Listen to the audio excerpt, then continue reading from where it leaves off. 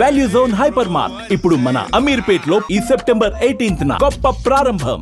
ఆంధ్రప్రదేశ్ రాజధాని అమరావతిలో భూమి ఇచ్చినటువంటి రైతులకి ఉపశమనం ఇచ్చేటువంటి ఒక కీలక నిర్ణయం ఏపీ సర్కార్ తీసుకుంది.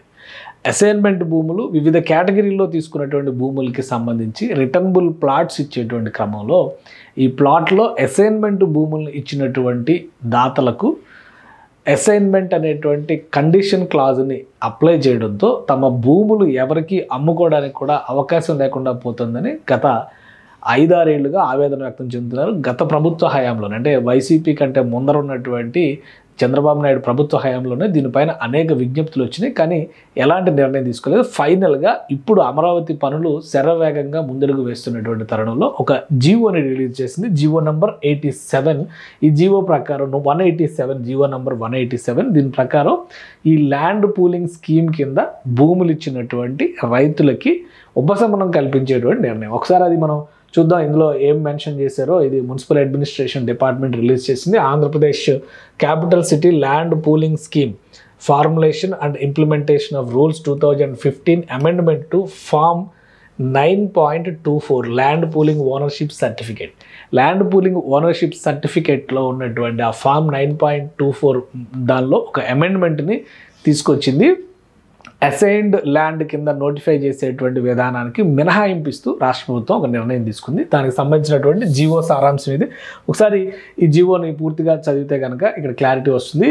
In exercise of the powers conferred by section 18 of Andhra Pradesh Capital Region Development Authority Act 2014, Act number 11 of 2014, read with the section 15 of AP General Clause Act, Government of Andhra Pradesh hereby make the following amendment to the Andhra Pradesh Capital City and Land Pooling Scheme Formulation and Implementation Rules 2015 issued GOMS number 1 MAUID అంటే Municipal Administration and Urban Development Department 2015 లో ఇచ్చినటువంటి GO ఇది. దీనికి అమెండ్మెంట్స్ని ప్రతిపాదించింది. ఆ amendment ఏంటి అనేది ఇక్కడ పేర్కొన్నారు. ఈ అమెండ్మెంట్ కాలం నెంబర్ 7 ఫామ్ నెంబర్ 9.24 కాలం దానిలో ఉన్నటువంటి కాలం నెంబర్ 7ని సవరిస్తూ నిర్ణయం తీసుకుంది. ల్యాండ్ పూలింగ్ ఓనర్షిప్ సర్టిఫికేట్కి సంబంధించి prescribed under rule 11 of 4 of the Andhra Pradesh Capital City Land Pooling Scheme Formulation and Implementation Rules 2015 issued in